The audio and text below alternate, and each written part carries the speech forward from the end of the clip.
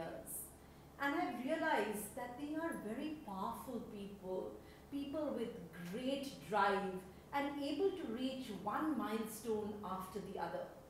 But I also sense a deep sense of exhaustion, tiredness, and a question which plays in their mind as what next? And as I look at this closely, I have a few observations. I realize that as adults and leaders with responsibility, many of us have stopped having fun. We've stopped playing. With every milestone that we achieve, we've stopped taking risks.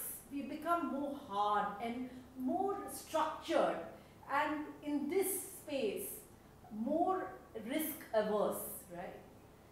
And when I look into this a little bit and I try to deep dive, I realize that when a goal is given to a leader, many a times what happens is the leader jumps into this and there is no difference between the leader and the goal. They become one.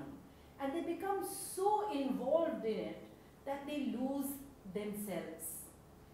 And they forget that they are an entity with likes, dislikes, with wishes, with dreams. The only thing which drives them is the goal. Now this is great because it helps them achieve it and reach the next. But what is the area of concern over here? The area of concern is they will feel tired and exhausted. So it's very important to understand for us as leaders, it's not only the goal. The goal is a part of our lives. We as people are equally important.